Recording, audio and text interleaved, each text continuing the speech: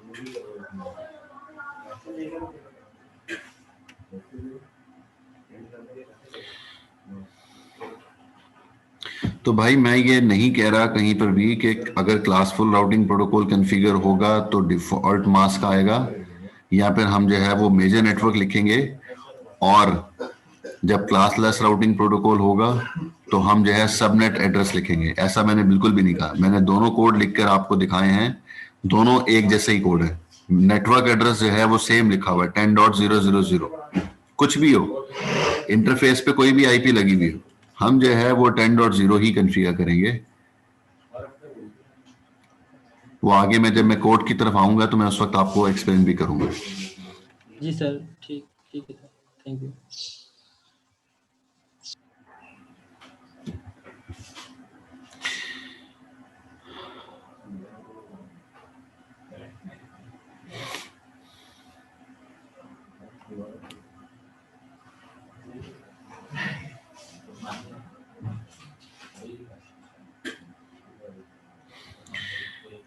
अच्छा जी, बहुत इम्पोर्टेंट जो है वो फीचर है क्लासलेस का, जो कि वीएलएसएम का कॉन्सेप्ट है, वेरिएबल लेंथ सबनेट मास्किंग।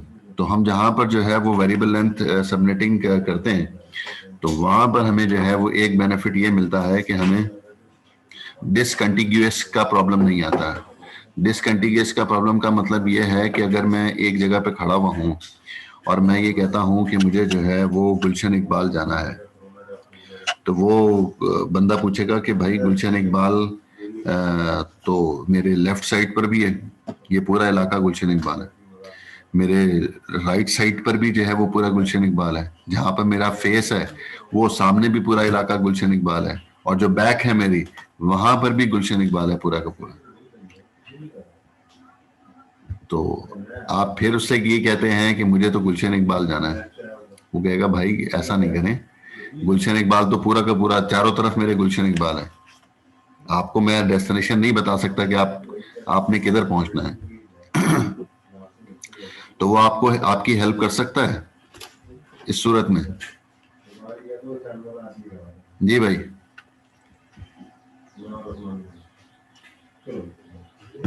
नहीं हो सकता, मुमकिन नहीं है। कहाँ है, किधर बनाए, यहाँ बना देते हैं।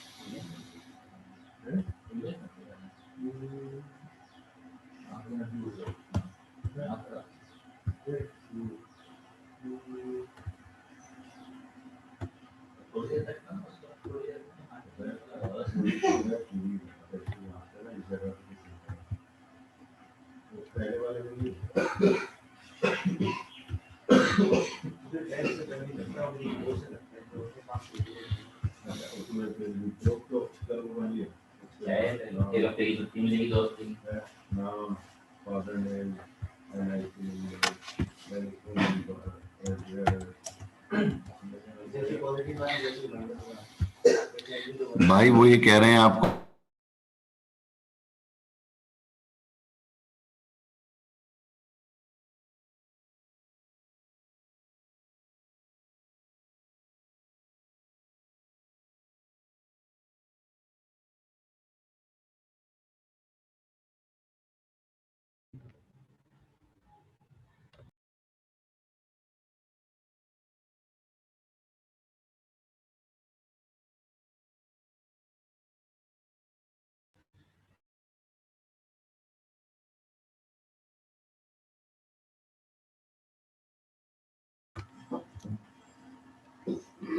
अच्छा जी,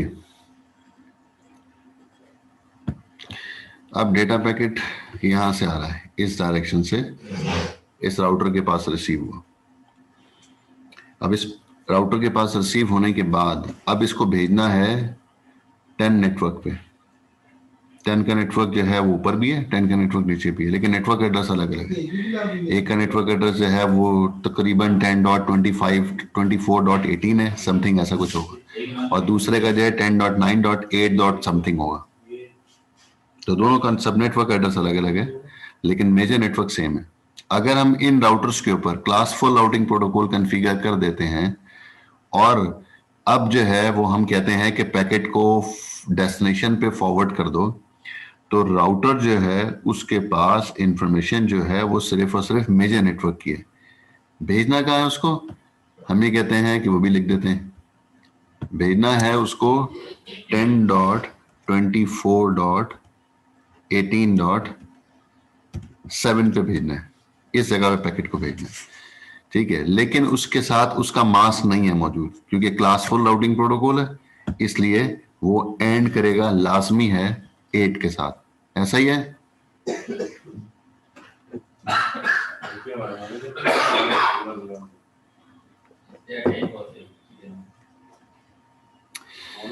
तो जब इससे एंड करेगा तो आंसर उसको मिलेगा 10.000। तो जब उसको 10.000 मिलेगा तो वो ये कह रहा है कि मेरे लेफ्ट साइड पर भी गुलशन इकबाल है, मेरे राइट साइड पर भी गुलशन इकबाल है। ऐसा ही है ना, मैं इस बात को कह रहा था। वो कह रहा है कि मेरे लेफ्ट साइड पर भी जो है, अगर मैं लेफ्ट साइड वाले इंटरफेस पे पैकेट को भेजूंगा वो भी 10 का नेटवर्क है, और राइट साइड पे भेजूंगा तब भी वो 10 का नेटवर्क है, तो दोनों तरफ सेम नेटवर्क मौजूद है। तो क्लासफुल राउटिंग प्रोटोकॉल जो है वो यहाँ पर कंफ्यूज होगा और पैकेट को डेस्टिनेशन पे डिलीवर नहीं कर पाएगा। जैसे 11 को हमने पहली फरवरी की क्लास की, पहली फरवरी में एक सेशन यूज किया, नहीं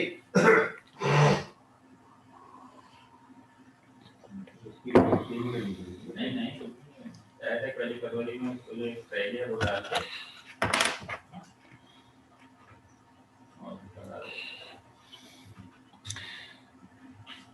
ये प्रॉब्लम क्लासफुल राउटिंग प्रोटोकॉल में रहता है हमेशा, कि अगर आप जो है वो सबनेट्स इस तरह से कॉन्फ़िगर कर देते हैं तो फिर आपके लिए प्रॉब्लम होता है, डेस्टिनेशन पे पैकेट डिलीवर नहीं हो पाते।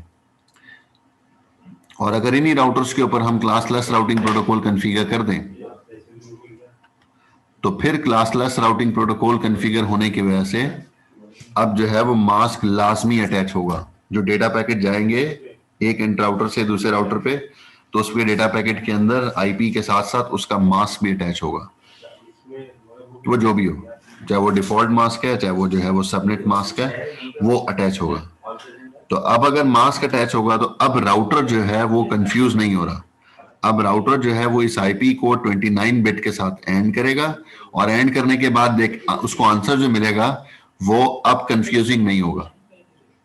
अब उसको कोई प्रॉब्लम नहीं होगी कि जो है वो 10 का नेटवर्क अब नहीं कह रहा, अब वो कह रहा है गुलशन इकबाल ब्लॉक 10 जाना है भाई मुझे, वो आपको ये बता रहा है। तो आप उसको क्लियरली बता दोगे गुलशन इकबाल ब्लॉक 10 जो है वो किस तरफ है, लेफ्ट पे, राइट पे, फ्रंट पे, बैक साइड पे, कहां पर मौजूद है, वो आपको डायरेक्शन दे देगा कि आपको इस तरफ जो है वो आपको गुलशन इकबाल ब्लॉक 10 में आपको जगह मिल जाएगी, यहां पर आप चले। तो ये है क्लास लेस राउटिंग प्रोटोकॉल। तो क्लास फुल में बहुत ज्यादा प्रॉब्लम आती हैं इसको हम कहते हैं डिसकंटिग्यूअस सबनेट्स।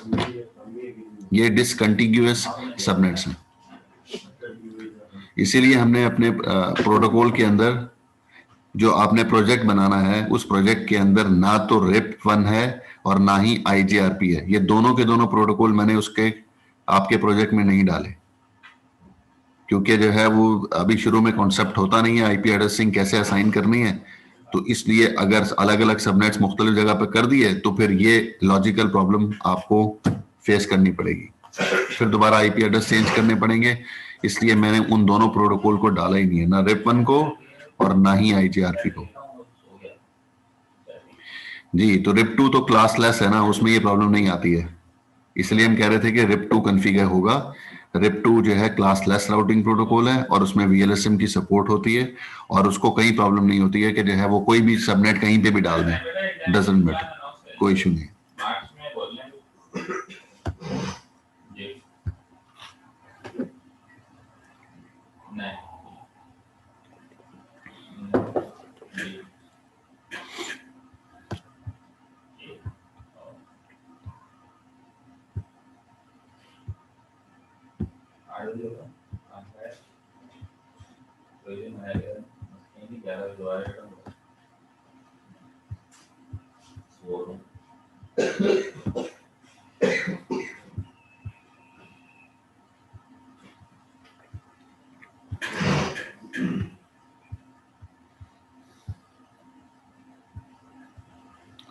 मीटिंग 11:30 बजे है, मुझे जरा चेक।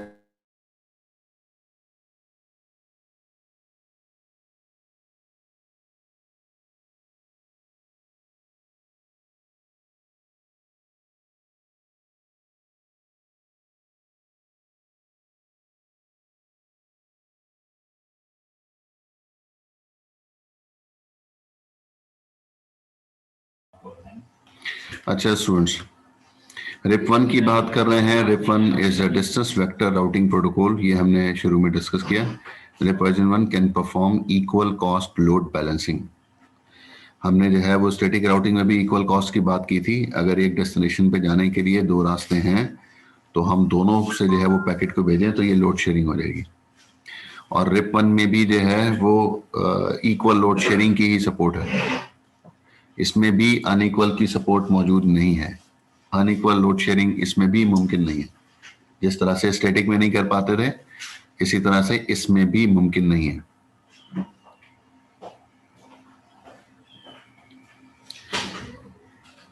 जो IP वेस्ट होने का कॉन्सेप्ट है वो हम फिर RIP2 जब पढ़ेंगे तो उस वक्त डिस्कस करेंगे। उस वक्त फिर हम सबनेटिंग को कॉन्सेप्ट को लेके आएंगे कि जो है वो पहला वाला सबनेट और आखिरी वाला सबनेट,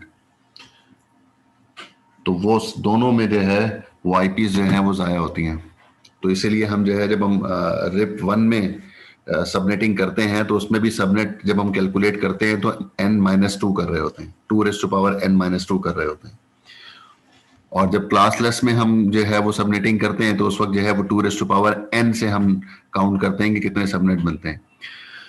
तो क्लास फुल के अंदर पहला वाला सबनेट और आखिरी वाला सबनेट जो है वो किसी वजह से कन्फ्लिक्ट करता है, इस वजह से हम उसको यूटिलाइज नहीं कर पाते।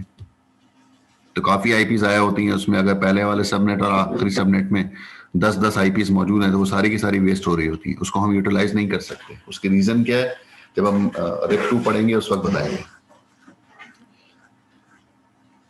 तो RIP1 जो है वो इक्वल कॉस्ट लोड बैलेंसिंग को सपोर्ट करता है।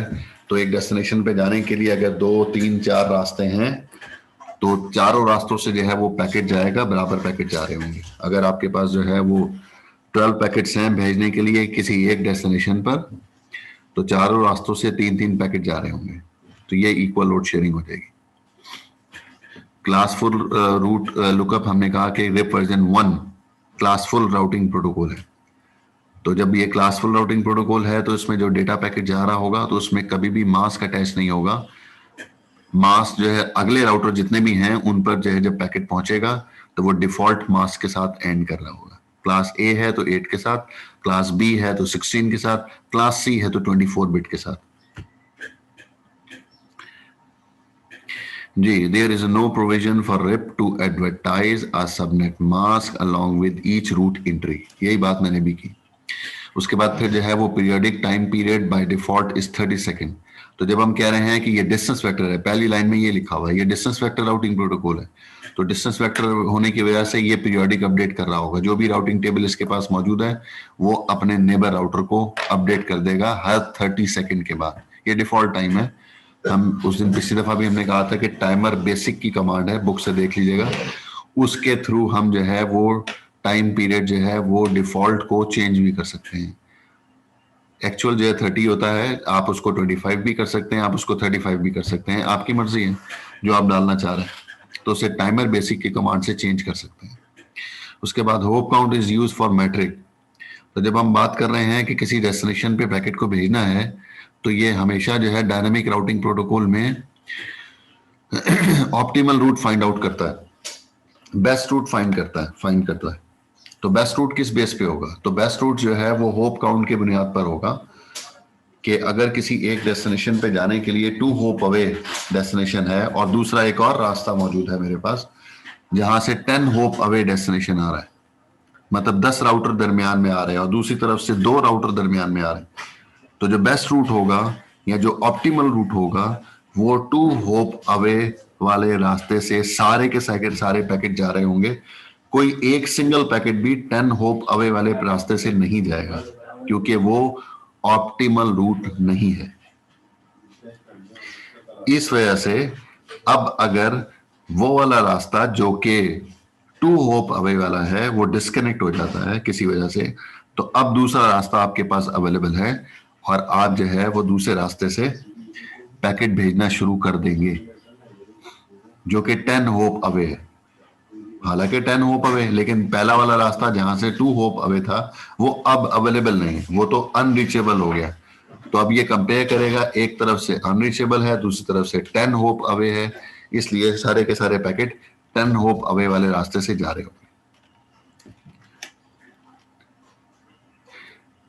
जी हाँ, अनरीचेबल जो है वो इन्फिनिटी ही को हम काउंट कर रहे होंगे कि उससे जो है वो इन्फिनिटी हो जाएगा, तो इसलिए उसको अनरीचेबल कहता है। और इक्वल कैसे होगा? इक्वल उस वक्त होगा अगर होप काउंट जो है दोनों तरफ से बराबर है, मतलब एक रास्ते से जो है वो 6 होप अवे डेस्टिनेशन है और दूसरा रास्ता भी अवेलेबल है, फिजिकल पाथ अवेलेबल है, और वहां से भी अगर हम काउंट करें राउटर्स को तो उधर से भी जो है वो 6 होप अवे आ रहा है। तो जब दोनों तरफ से डेस्टिनेशन 6 होप अवे है तो फिर अब पैकेट एक रास्ते से नहीं जा सकता, अब पैकेट दोनों रास्तों से जाएगा। अब अगर आपके पास 10 पैकेट हैं भेजने के लिए उसी एक सिंगल डेस्टिनेशन पे, तो 5 पैकेट एक तरफ से जाएंगे, 5 पैकेट दूसरी तरफ से जाएंगे। इसको आप कहेंगे इक्वल लोड शेयरिंग। कोई स्पेशल कमांड नहीं है इक्वल लोड शेयरिंग की, कोई कोड नहीं है इक्वल लोड शेयरिंग का। जब राउटर खुद देखेगा कि एक डेस्टिनेशन पे जाने के लिए बराबर होप है तो वो दोनों तरफ से भेजना शुरू कर देगा पैकेट। और अगर पहली जो मैंने एग्जांपल दी, एक तरफ से 2 होप अवे, एक तरफ से 10 होप अवे, तो फिर ऑप्टिमल रूट कंसीडर होगा। अब इक्वल लोड शेयरिंग हो ही नहीं सकती।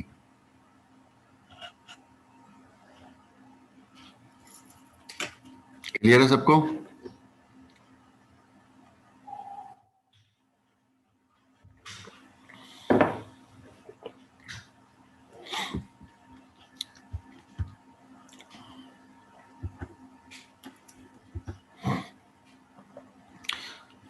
अच्छा जी, राउटिंग टेबल को चेक करें।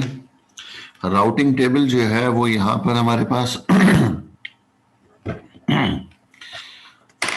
राउटिंग टेबल जो है वो आप देखें, इसमें हमें कोई फर्क, बहुत बड़ा डिफरेंस नजर नहीं आ रहा राउटिंग टेबल में।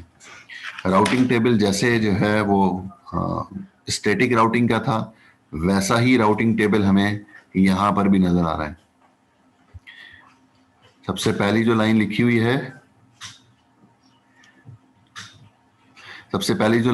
है, ये वैसी ही लाइन जो है जैसे स्टैटिक राउटिंग में हमने देखा था।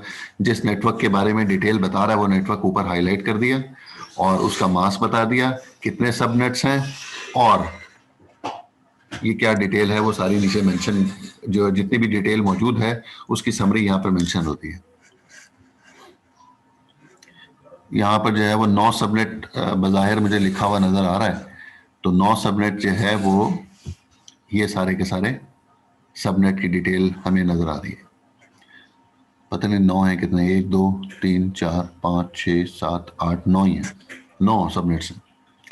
ये टोटल 9 सबनेट्स हैं जिसकी डिटेल आगे लिखी हुई है। अब सबसे पहले हम जो इस लाइन को हाईलाइट कर रहे हैं, इस लाइन के अंदर सबसे लेफ्ट साइड पर जो है सबसे पहले अभी एस नहीं लिखा हुआ बल्कि अब आर लिखा हुआ है।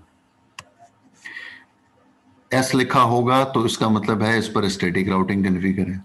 आर लिखा हुआ है तो उसका मतलब यह है कि इस पर रिप प्रोटोकॉल कॉन्फ़िगर है। वर्जन 1 हो चाहे वर्जन 2 हो, डजंट मैटर।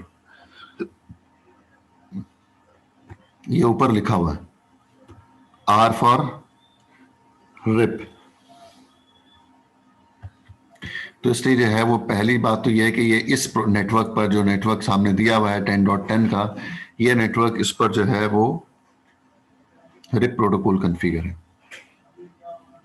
उसके बाद फिर जो है वो आगे यहां पर आ जाए, नेटवर्क एड्रेस के बाद लिखा हुआ है 120/3, जबकि हमें थोड़ा सा याद पड़ता है कि हमने जब देखा था स्टैटिक राउटिंग में तो अमूमन जो है वो लिखा हुआ था 1/0। हाँ, उसको उसमें भी 120 लिखा हुआ हो सकता था।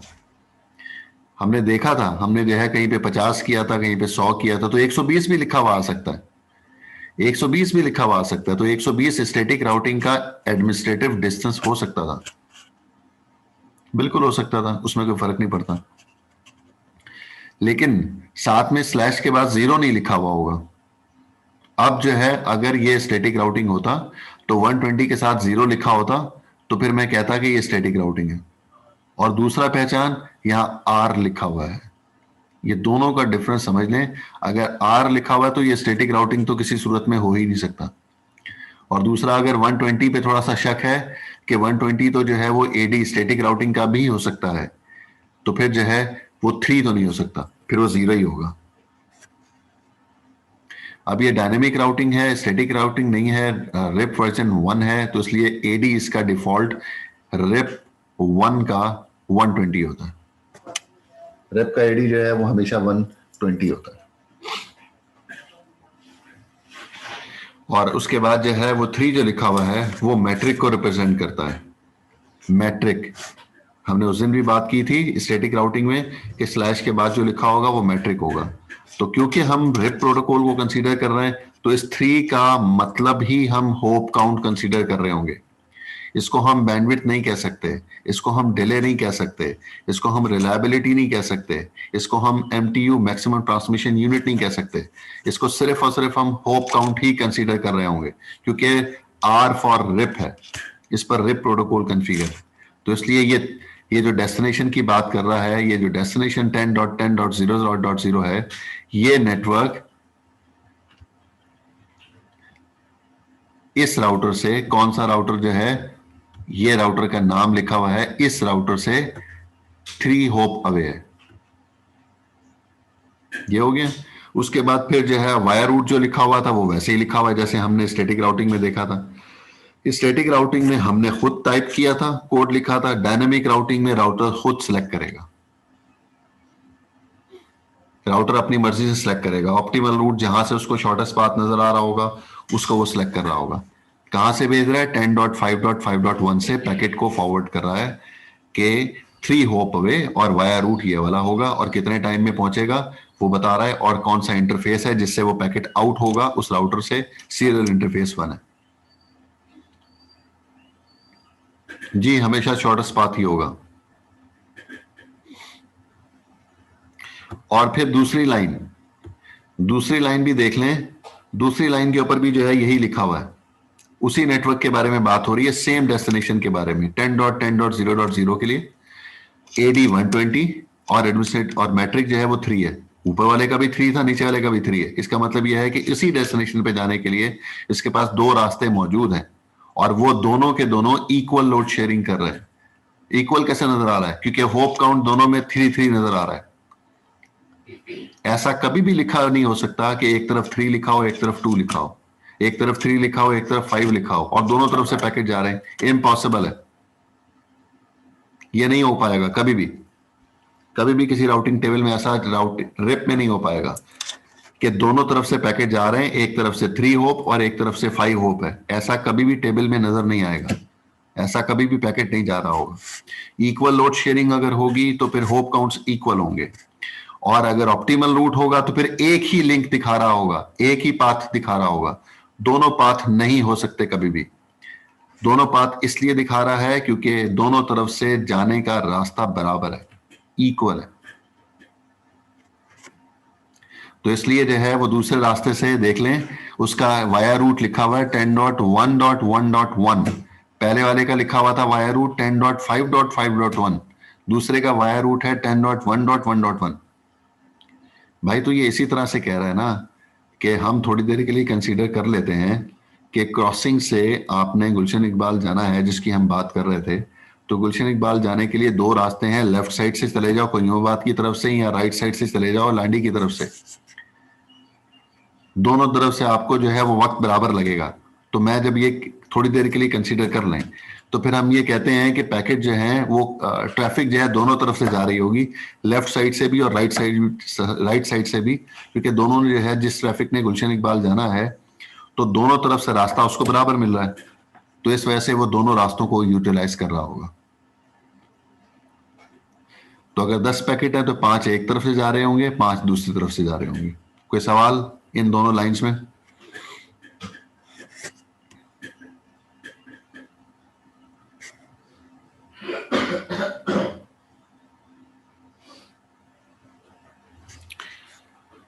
ठीक है, फिर हम ब्रेक ले रहे हैं 15 मिनट का।